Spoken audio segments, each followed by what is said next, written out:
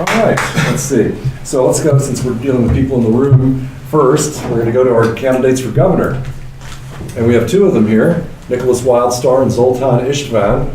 Let's see, how should we decide who goes first here? Flip a coin? Yeah, let's flip a coin. Whatever you would like to do. I don't mind going last. Okay, anybody have a coin? Or a gold coin even? I have Let's just have Nick go first. Yeah. Oh, coin. Oh, There we go. okay. Easy enough. Who wants to call it? Heads, tails? Okay, call it. Heads. It's heads. All right. Okay, Nickolas Wildstar. Hello, everyone. Thank you for the applause. How you doing? I have a speech prepared, only because I have a number of specific things that I would like to say to you, and of course for you to hear. So, hello everyone. My name is Nickolas Wildstar, and I'm a candidate running for California governor. And thank you for giving me the opportunity to be here to speak with you all today. Noticing plenty of familiar faces, so I'm just looking to become more familiar to you. And like I said, I am running for governor of California in 2018, which will be my second time doing so since my first campaign for governor back in 2014. I ran as an independent then and am still independent-minded, but so is every person in America, or at least they should be. Independence is the cornerstone of what this country has been founded on, yet we found ourselves at a time in history where we need to be reminded of what that actually means. The liberties of independent thinking have been overshadowed by collectivism, statism, and the fascist idea that we must all think the same, look the same, and even behave the same if we are to coexist. Our free country is slowly but surely becoming a dictatorship and losing its sight of remaining to be the constitutional republic that it is. Thankfully, there are still individuals like us that know this and have come together to make sure the rest of our countrymen never forget this either. The Libertarian Party is that beacon of hope that our nation has been looking for to lead it out of its dark days of despair and confusion. Every person involved knows that with liberty, anyone is afforded the opportunity to make a better life for themselves. Libertarians know that with liberty, everyone is free to choose their own path in life, whether it leads to their prosperity or to their detriment. We know that with liberty, the real value of the dollar is the blood, sweat, and tears that go into earning that money, and that no one else should be entitled to the earnings simply because someone else says they are. These are just a few of the reasons of why I've become a libertarian and why I'm certain the majority of Californians will support the goals of the Libertarian Party also. What makes the American spirit unique is that, and then any of that of any other, is that it is bred upon the encouragement of what one person can do to change the world on their own. It's what attracts foreigners to come here from faraway lands just to experience it for once in their lives. It's what innovative creations are not only a way for someone to capitalize on their own success, but also become a benefit for all of humankind. These advancements in life should not only be technological, but more importantly, should be existential. The value of the human life is priceless in its comparison to the products they produce, since the people are the source from whence they came. Machinery can never replace human ingenuity, and no matter how many jobs may be lost to these changes in industry, a plethora of new jobs will be the result of the outcome, as was proven with the automobile industry and even now proven with the printing industry. The internet has changed the way the public reads their daily newspaper, their books, their magazines, and even their favorite tabloid. The result of competitiveness has proven time and time again to be something that can be beneficial for those involved and even for those who promote it, but when it's done fairly. The two-party system has taken away the chance for the people of this state to gain from the advantages of opposing views and have sold out to any buyer that wants us all to see things their way. Candidates now spend more money on their campaigns than what the job that they're seeking actually even pays, which proves that having influence on our society comes with a price tag, and it's not one that we the people can afford.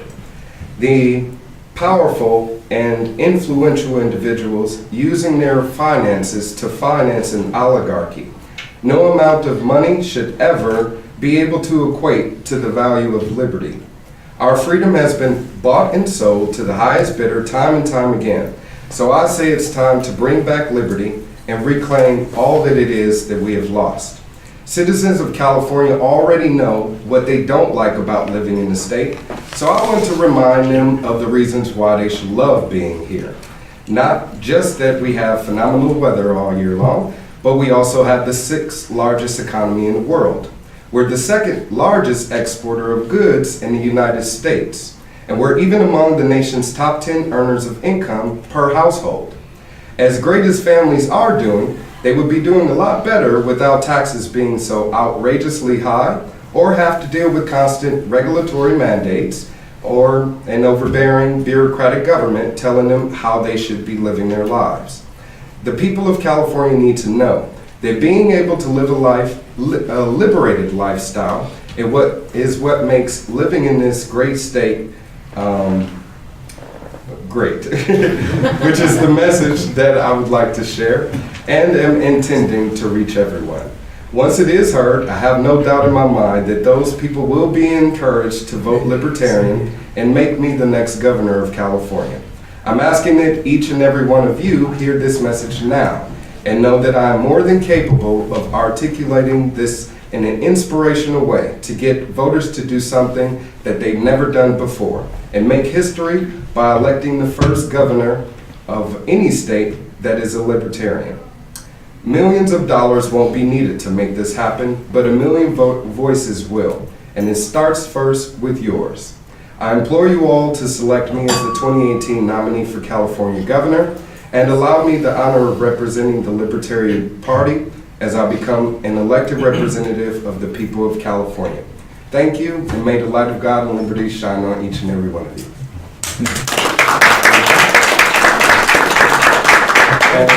Mr. Chair, Let's hear from, motion to extend time 15 minutes on this matter. is there a second? Second. Any objection? Hearing none. Let's hear from Zoltan Istvan, and then we'll have questions for both candidates. Thank you again. Thank you. Yes, you. Thank you. Okay, our next candidate, Zoltan Istvan.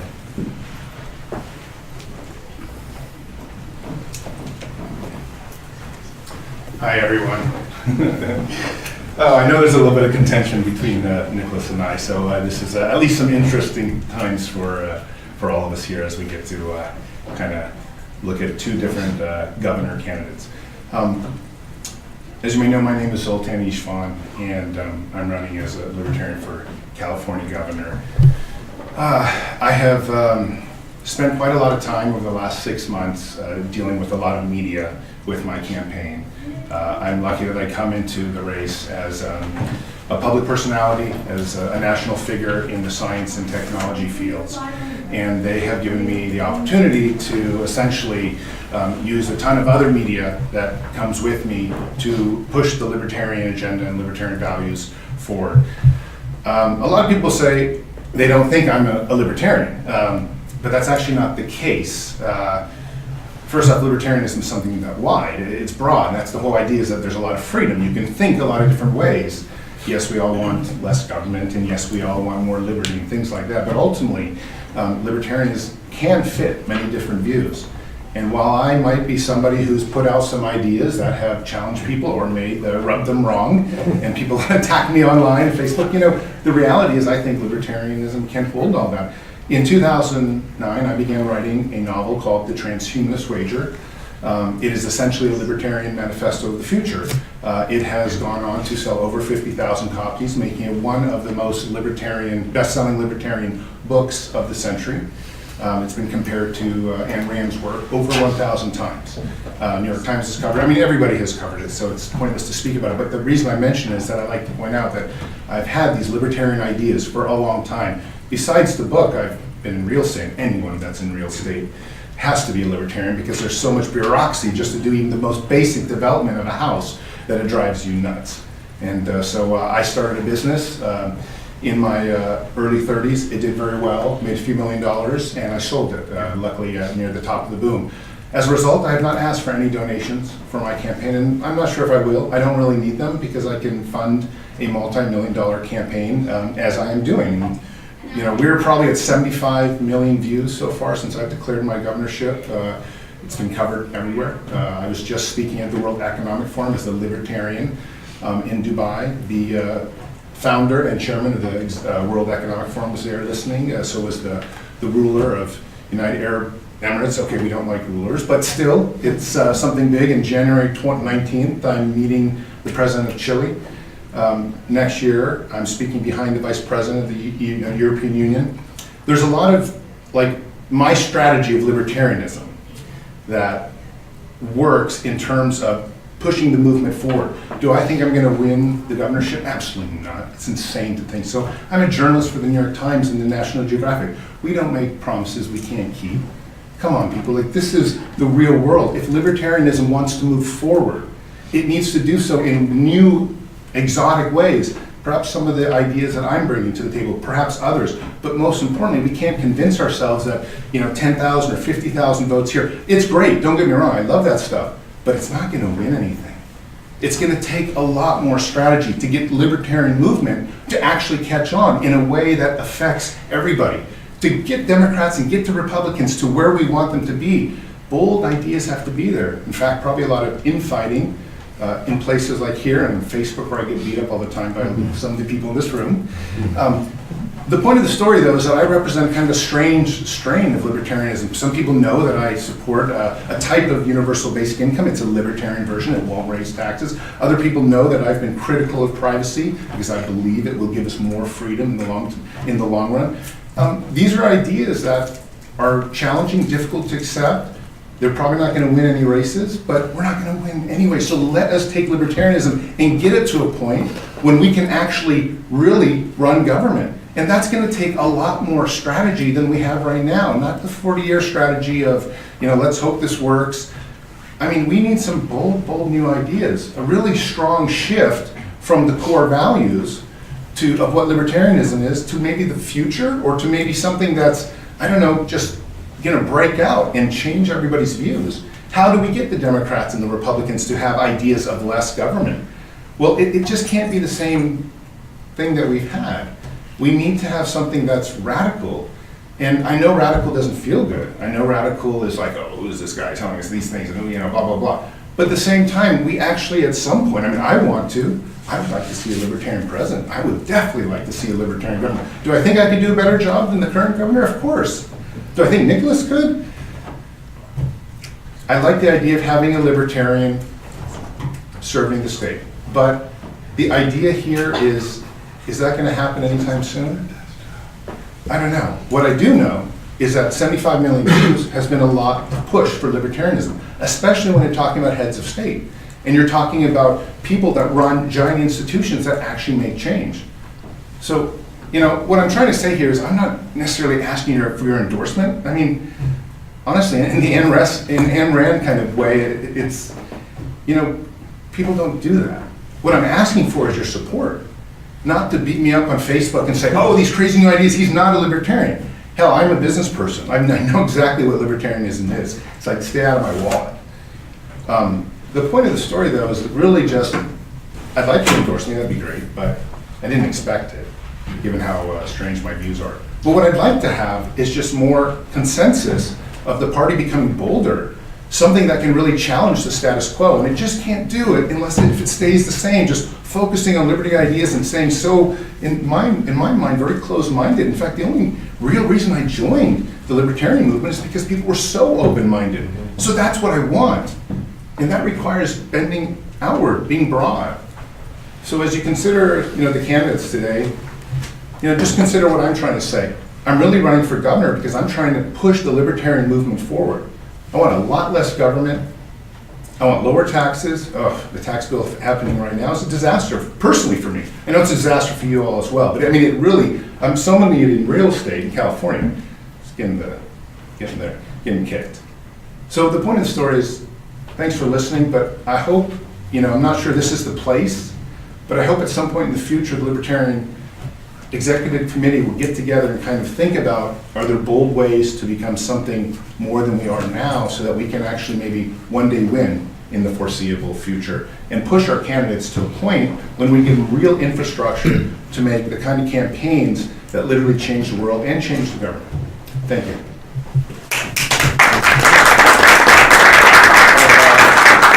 Nicholas, why don't you go on up, and then we can, questions of the, please stay up, please stay up, yes, both- You guys are gonna have to be shoulder to shoulder for a second here. yeah, both stay, we don't have too much more time here. Oh, basically, the executive committee voted last time to endorse up to one candidate for each office, meaning 0 or 1. Now, it doesn't have to be at this meeting, it could be at a future meeting, or at the convention, so.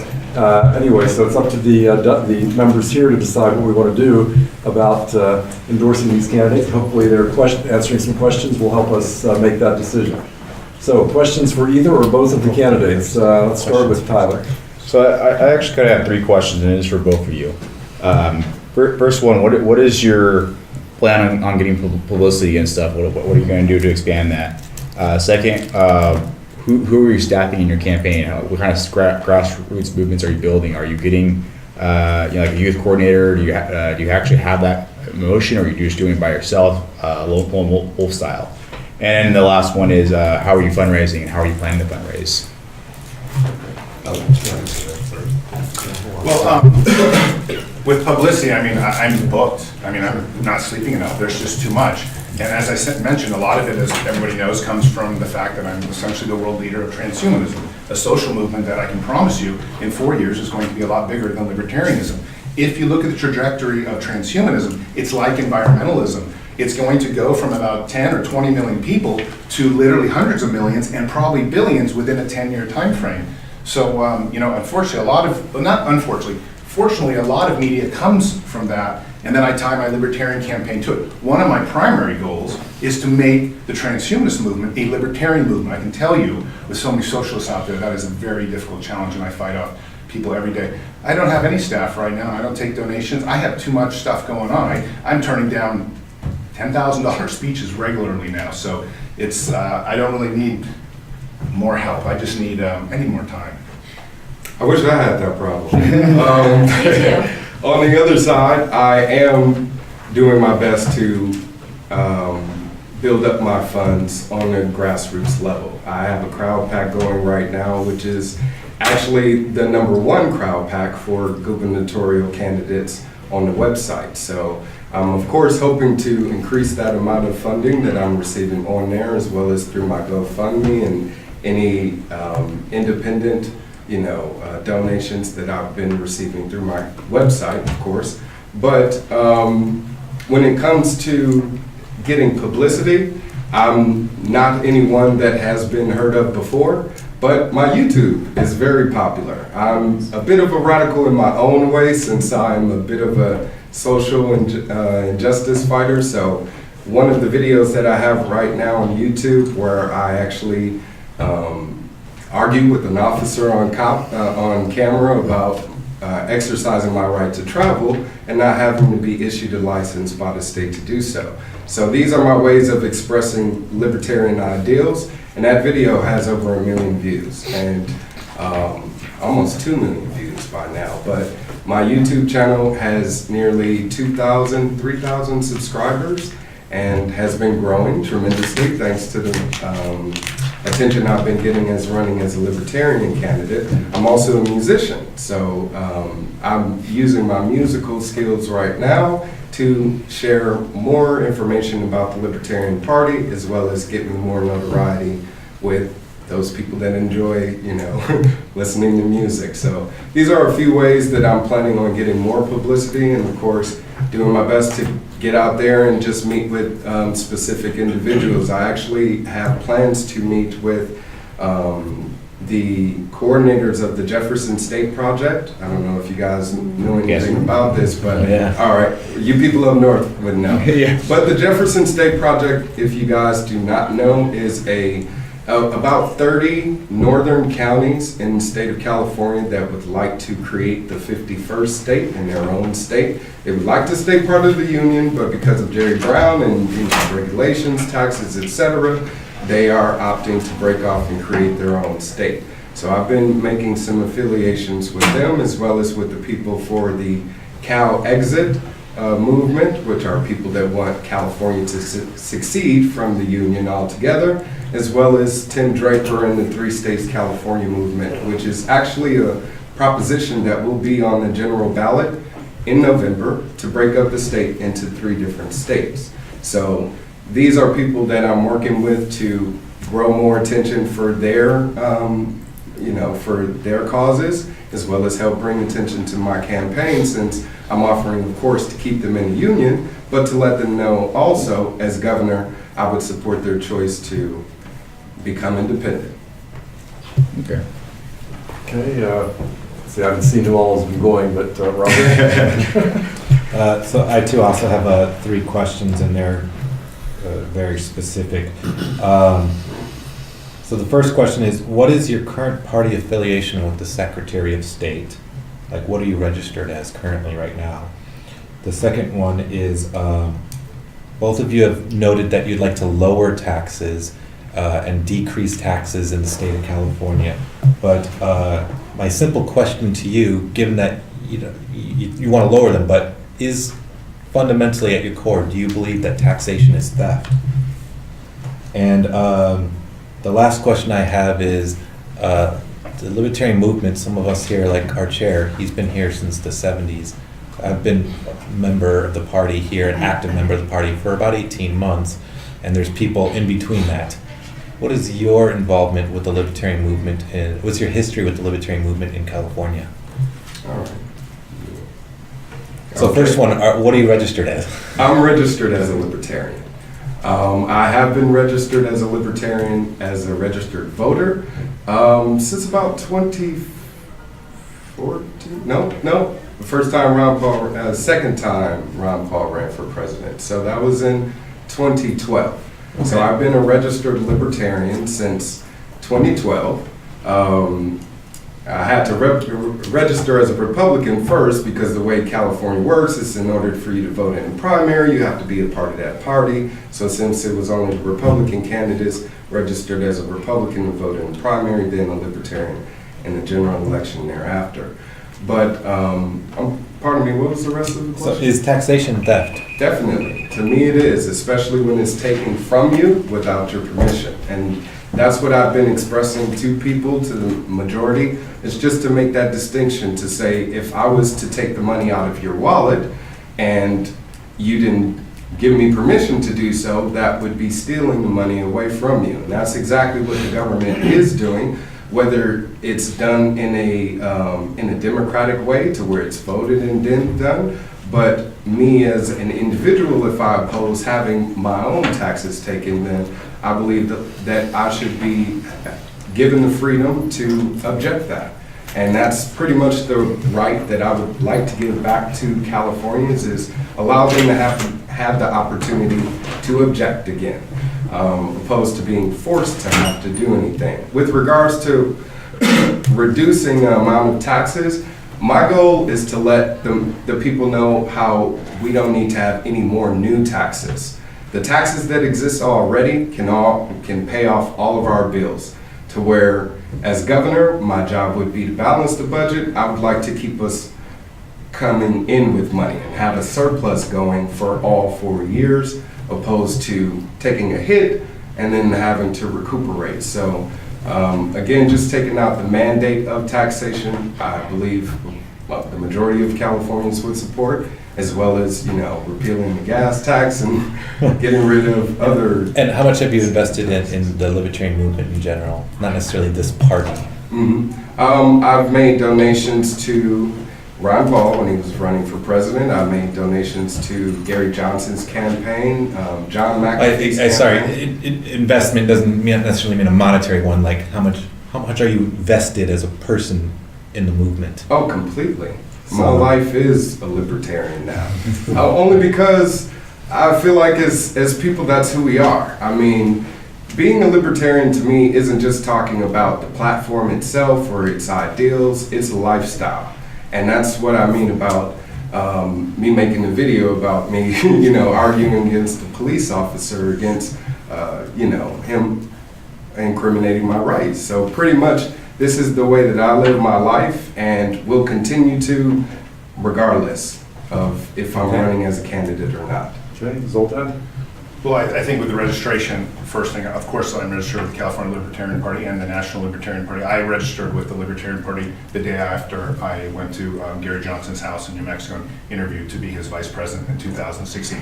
That said, I think what Robert was asking was really about the 501. I haven't submitted a 501 yet. I don't need to because I'm not taking donations. But when the registration process opens up here for running for governor, I will definitely do so. Okay. Is taxation theft? Sure, yeah, no, that's a tough one. I'm on the record saying taxation is theft in my Psychology Today blog because I just went through a federal audit that started under Obama, continued under Trump, and I went to federal tax court to fight it. You may have seen some of the photos I released, and it's being built into this documentary that's being made on my campaign as well.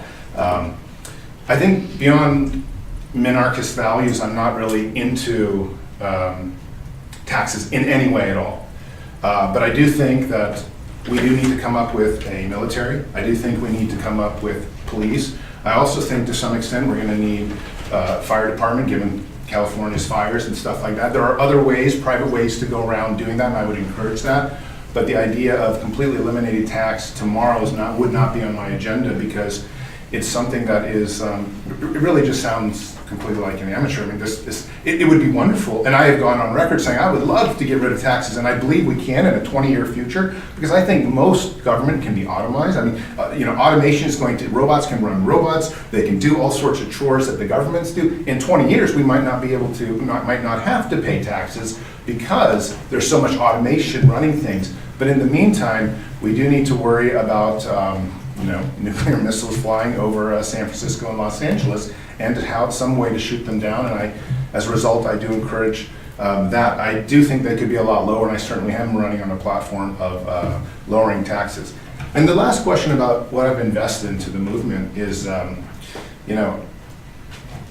it's hard to explain because I'm not sure how many people have read my book, but obviously the Transhumanist Wager was a 4-year undertaking full-time. I didn't have a job then, so I don't work. So, I wrote that book, and the reason it's being compared so many times to Ayn Rand's work is it follows very strongly in line with a lot of that, except in a futurist kind of sense. And I have taken a huge amount of objectivism and built it into various different types of philosophies that are all across Wikipedia, philosophies that people at the Atlas Society people get forced to kind of debate. Nobody likes it because nobody wants to overtake Ayn Rand, but I can assure you that's going to happen. I mean, I'm seeing the trajectory of media, I'm seeing the coverage, I'm seeing things happening. And the philosophy that I have invested literally, personally, over years, thinking about on a sailboat, sailing around the world, these kinds of things. God, it's been endless years. So when I talk about what have I done for libertarianism, I'm trying to bring libertarian futurism to the forefront, not just of this party, but of the entire movement, because I think it's probably the best way for us as a community, as a political entity, to actually get a foothold and take over the Democrats and the Republicans without new types of thinking. Maybe, without saying we could be the leaders of where the future is going. And I don't mean leaders like no taxes, no this. I mean leaders in terms of technology transforming humanity. Those are the ideas that I think could actually lift the Libertarian Party to be so important. And I've invested so much in battling, I can't even tell you, the young socialists of the transhumanist movement that literally attack me every day for going out there and saying, no, the liberty movement must be free. Genetic editing must be allowed. No matter how far we want to take the anti-aging thing, we must let it happen. Science just must happen. Artificial intelligence, these kinds of things. And I can tell you, as sort of somebody who's constantly, at the BBC, I had a 12-person crew in my house last night, dealing with these things directly, it's very important. Talking to heads of state, telling the President of Chile, telling Vice President of the EU, hey, we need to have a freedom then. The movement of technology needs to remain free. We can't put moratoriums on genetic editing just because all the scientists freak out, all the scientists are left-leaning intellectuals. So when you talk about what I've invested, it's really been a lot. I can tell you, you probably seem older if you've seen any of the videos of me from, even just 3 or 4 years ago. The pressure and the responsibility of sort of pushing forward a liberty, science, and technology movement as one of its most public figures is taxing. So I feel like I've invested a lot. Thank Okay, you. so we're gonna need to extend time again, if people want to extend time any further on this. Yeah, there's still a lot of people that want questions It's almost out. 4 o'clock, yeah. I'll move 5 more minutes. Okay, is there a second? Second. Any objection to extending 5 minutes? Hearing Still have none, a candidate back here who hasn't spoken at all. we're extended. Not for governor. Okay. 76 is something. Oh, okay, this is somebody I don't know. Okay, so, what is your name, sir? Thomas Kraus. Okay, we'll talk to you in a little bit. Okay, Just one question each, Zoltan first. The Supreme Court of the United States a number of years ago ruled that California's prisons are so full that it's cruel and unusual punishment. It's a very expensive thing, and it's a disgrace, really, in this state, how it's deprived our liberty. What are your ideas for reforming this state's criminal justice system? First off, I'm completely in favor of legalizing all drugs, and I mean all drugs. I think we should spend, if we have any money, we should spend on rehabilitation. So I want to not only just end the war on drugs, I want to completely get rid of it entirely. And I know that's a controversial platform, but I stick with it. But that relates a lot to what's going on in our prisons in California, because a huge amount of the people in prison really probably shouldn't be there if they're not in there for violent offenses. But I've come out with platforms talking about all sorts of tracking devices for prison inmates that would actually get them working, in the system outside of prison, so we don't have to take them, and actually converting prisons over to either selling them off for profit or into some type of maybe, I don't know, education center that is run by other private corporations. But whatever happens, I can tell you that I would empty prisons, and I've been very strong minded about that actually since my presidential campaign in 2016, literally using all different types of technologies for people that are perhaps not murderers, and you would empty prisons by about 85–90% around the world, around the country at least. And I'm not sure the exact numbers in California. I think it's 75, a little bit more violent people in California. But the bottom line is we can empty our prisons, and I'm not in favor of private prisons. I think that's one of the big inhumanitarian things that has happened in the last 10 or 20 years. And Nickolas, Michael, I have a different question for Nickolas.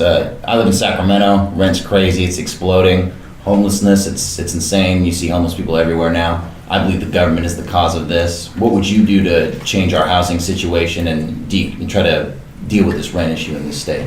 Well, the property taxes, of course, are too high. I would definitely reduce those.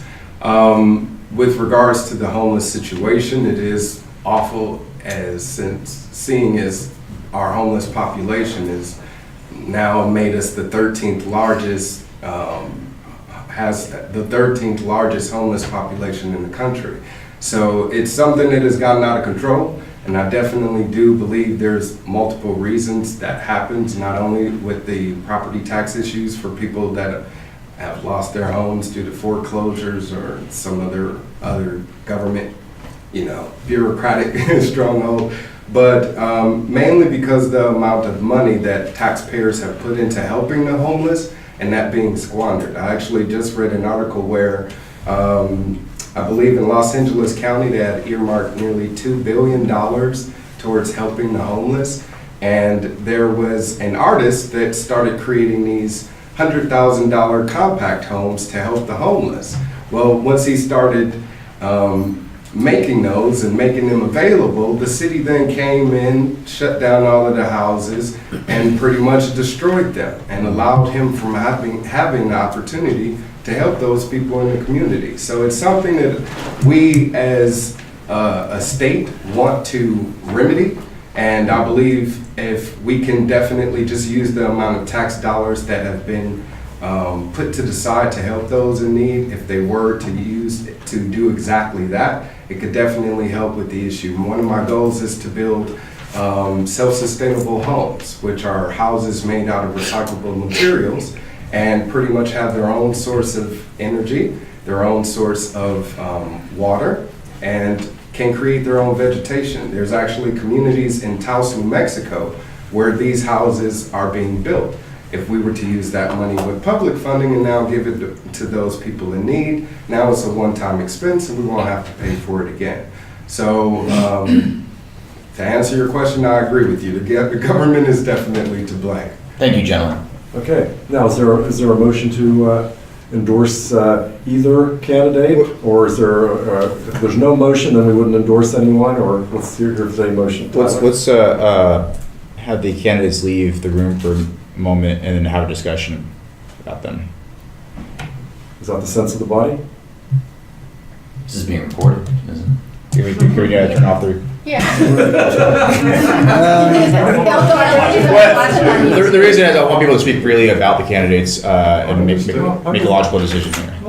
No, I don't think we should go off camera or send them out of the room. It's up to you guys. I'm comfortable either way, but They would be right now. What do you What's the motion? Do you have a motion? Yeah, they didn't I do get have a skin motion. right away if they're running Okay, for office. Robert? Sorry. Nature calls. So I have a motion to suspend formally nominating a person for governor because these both are really excellent candidates. And I believe that the entire Central Committee at our 2018 convention would be better served to vote on this matter in lieu of the 15 people on this committee voting for it. And down to 10 at And this down to point. 10. And down to 10, and so we have, a full third of our committee that doesn't have an opportunity to chime in and vote. On something this important, I think a motion to suspend a nomination and give it to the Central Committee at the convention. Or we just have no motion. Um, No motion to endorse at this time, but we could easily. Well, I specifically want to throw it to Okay. the Central Yeah. Okay, in Committee. that Oh, case, okay. your motion should be, you move to ask the convention to endorse or not endorse the candidate for governor. I'll take it verbatim as spoken. I'll second that. Okay, Okay, any discussion? I have Yes. I would like to amend the motion to say that we would be sending it to the convention, but what I would like to do as a committee is for us to decide that we will put both of those candidates on our website on the candidate page, not as being endorsed, but as being candidates for the Libertarian Party. Okay, I'll second that amendment. okay. Let's start with the amendment. Is there any discussion about Mimi's amendment? Hearing none, is there any objection to Mimi's amendment? That's now part of the main motion. Any discussion on the main motion? Hearing none, is there any objection to the main motion? Hearing none, it will be up to the convention, but you guys will be on our website as soon as we can get that up with the links to your campaigns and all for, thank you very much.